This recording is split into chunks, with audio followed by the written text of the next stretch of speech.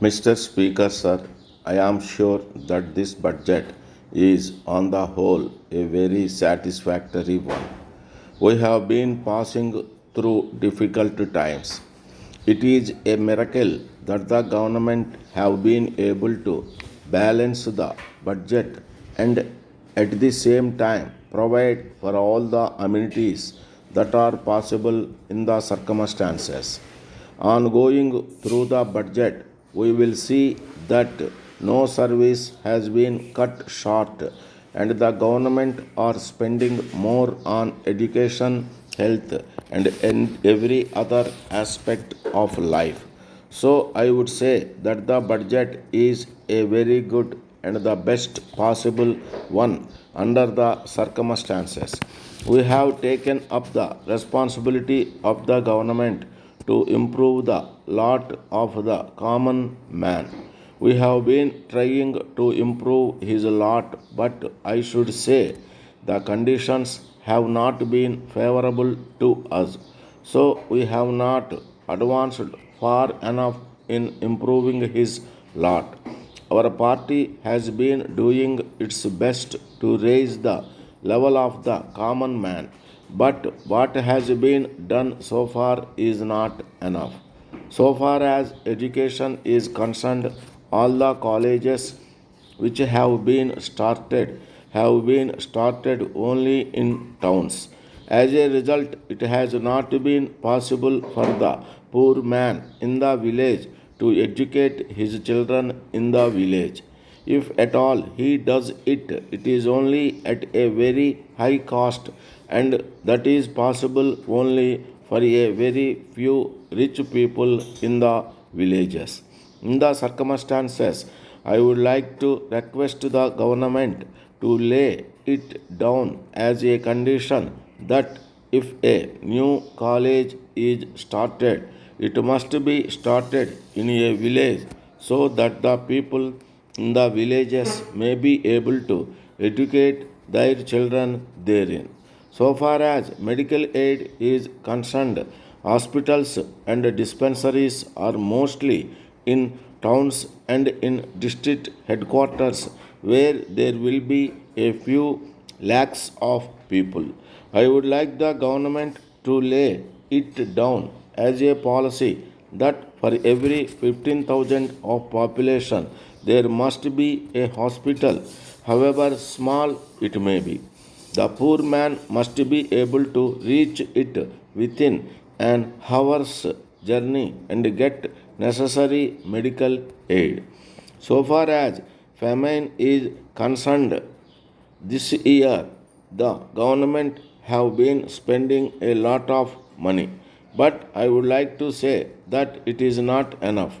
In this connection, the first question that must be decided in giving famine relief is whether the money will be distributed throughout the area where the people are suffering. Laying a few roads here and there, or the starting of a few tank repair works here and there, will not help the poor man in the village. So, I would suggest that works which will keep the poor coolies engaged in the villages themselves should be started. In this connection, I would suggest that village roads may be taken up first for execution. If that is done, the people in the village will be kept in the village in farming the roads. I say this because at present there are no good roads connecting the villages.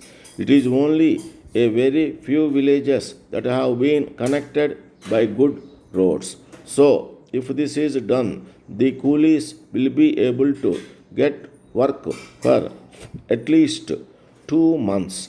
Of course, we are not expecting famine to continue, but I am sure that the government will be prepared to spend more. So, I would suggest that road works may be taken up first. I would request the government to have a program of work at the outset. Letter from Dharma and Company, Kolkata, to the General Stores, Patna.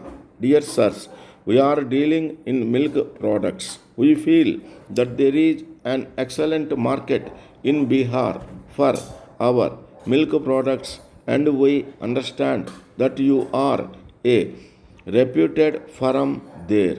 We will be glad to know whether you are prepared to present our firm there as sole agents, as there is great demand for our products in other markets. We believe that you will find no difficulty in introducing them in your state.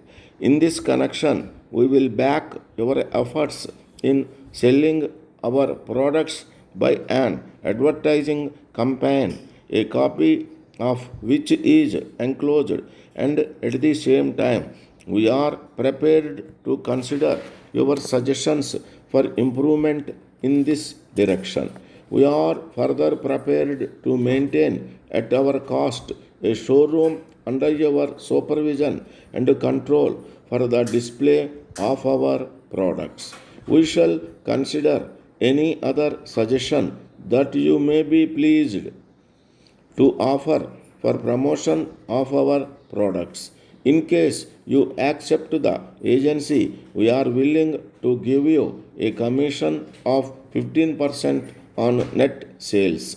In addition, we undertake to reimburse all expenses that you may have to incur in connection with this representation. We hope and trust that this connection will prove mutually beneficial, and we will be glad to send you a formal agreement on hearing from you. We expect your early reply. Yours faithfully.